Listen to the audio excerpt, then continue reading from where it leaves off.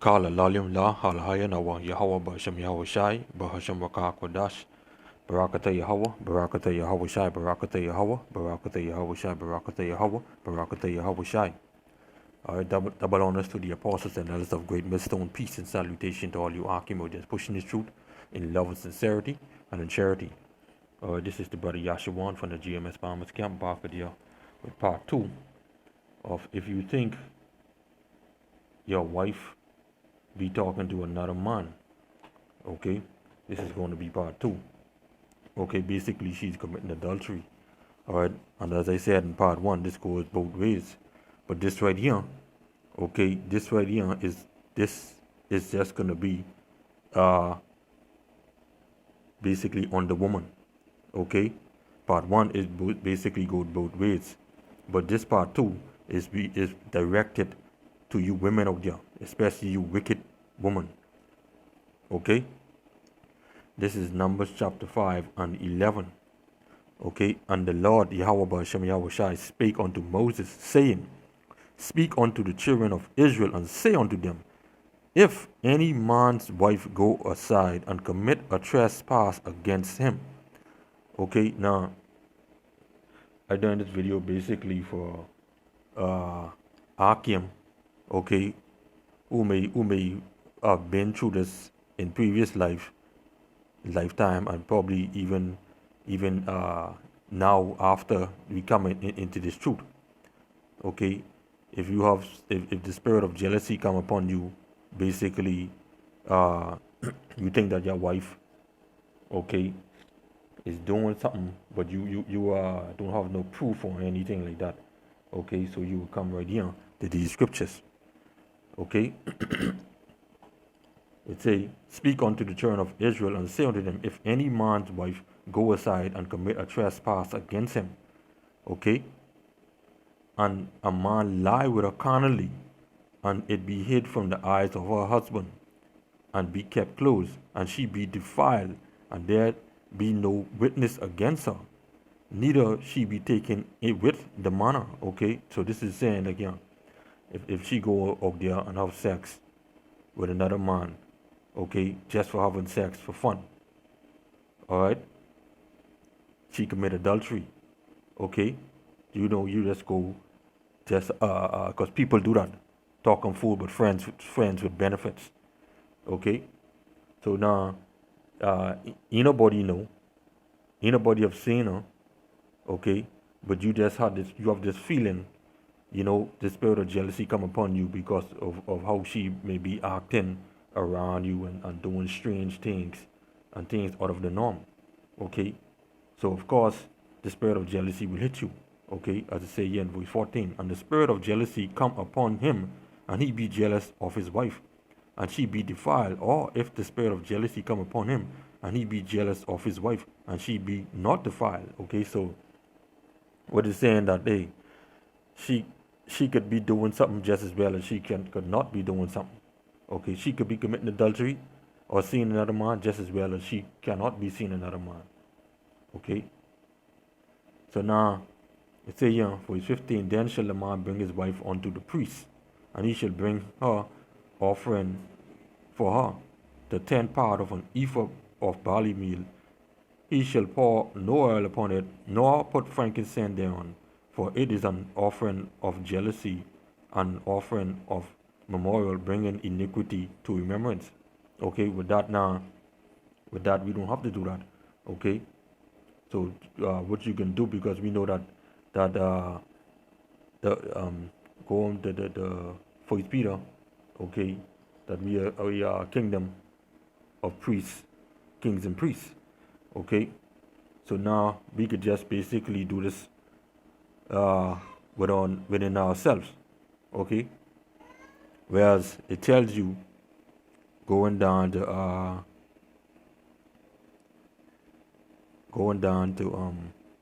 right here, verse 19. Okay, let me just read 18 and 19. Okay, and the priest shall set the woman before the Lord. Okay, so being now if your husband he in this truth, okay, he out on highways and byways bumping this word. Okay, he considers the priest. Okay, so he could carry her before his wife before the Most High. Okay, and uncover the woman's head and put the offering of memorial in her hands, which is the jealousy offering, and the priest shall have in his hand the bitter water that causes the curse. Okay, so now you could get your bitter water, okay, which is dirt and water, okay, and the priest shall charge her by an oath, okay, swear. All right, so with the man being a man of the Lord, okay, pushing Yahweh Basham Yahweh Shai, he then to do this. He get a cup full of, get some dirt and put some water in it, and stir it and all that, okay, and he bring her before the Lord, and he said to her unto her, as he say, yeah, charge her with oath, okay, with a swear, and say unto the woman, if no man have lain with thee, and if thou hast not gone aside unto uncleanness with another instead of thy husband, be thou free from this bitter water that causes the curse. Okay? So this is what the husband can say, okay, by him being a man of the Lord. Alright? Okay? So yeah, man. So he could do this by himself. Alright? Or if he don't feel comfortable, he could get the head of the camp. Okay? They do it for him. Alright? And this is one way to prove that if she doing it, if she committing adultery or not, okay, this would prove it. Okay? Because if she say she ain't drinking that bitter water, then you know right then and there she gets guilty. Okay? Alright? And it say here, verse 20, but if thou hast gone aside to another instead of thy husband, and if thou be defiled, and some man have lain with thee beside thine husband, then the priest, okay, shall charge the woman with an oath of cursing, and the priest shall say unto the woman, Yahweh make thee a curse and an oath among the people. When Yahweh do it, make thy thigh to rot and thy belly to swell. Okay, so if she then drink this bitter water, okay, which you bring to her before the Lord, okay, and she's saying that she didn't do nothing or whatever, and she drink it, and her thigh rot and her belly swell, then you know she lie, okay, she guilty. Like I say, for the most part, if she don't drink it, then you know she guilty, okay. So and think about it, right? If you are a man of the Lord, all right, and your woman claiming to be following you, also worshiping Yahweh B'Hashem Yahweh Shai, all right, and if she truthfully and serious, she would drink that water. That's to show you that she ain't doing nothing, okay? Showing you she fear the Lord, okay? It say, verse 22, and this water that causes the curse shall go into thy bowels to make thy belly to swell and thy thigh to rot, and the woman shall say, Amen, Amen. Okay? So, hey, yeah, man. So if you think your woman is talking to another man or basically committing adultery on you, all right, the spirit of jealousy come upon you, okay, you can read this to her, okay, and you could just basically test her, you could test her and see if she will drink it, all right, or don't test her, just make her swear, charge her with the oath, okay, and if she back down, then she committing adultery, okay.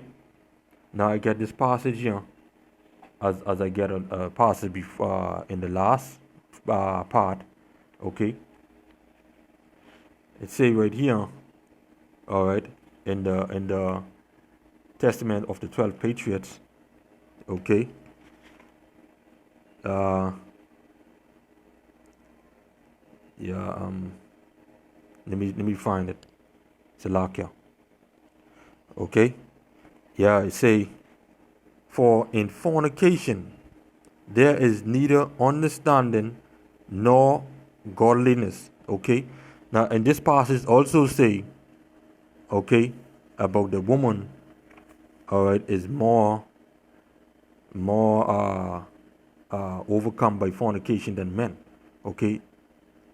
Right. It say, yeah, For moreover concerning them, the angel of the Lord told me and taught me that women are overcome by the spirit of fornication more than men. Okay? So going right back here, down here to this passage, it say, for in fornication there is neither understanding nor godliness. Okay? Because we know that these women they commit fornication and adultery more than men. Okay? Say, there is neither understanding nor godliness, and all jealousy dwelleth in the lust thereof. Okay? So when you lust after another man's wife, okay, or a woman lusting after another man, knowing that she is married, she committed adultery and should be put to death. Okay? So yeah, man. So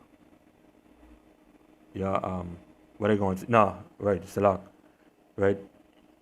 When she lusts after another man, will you know when lust enter in, then sin and then death.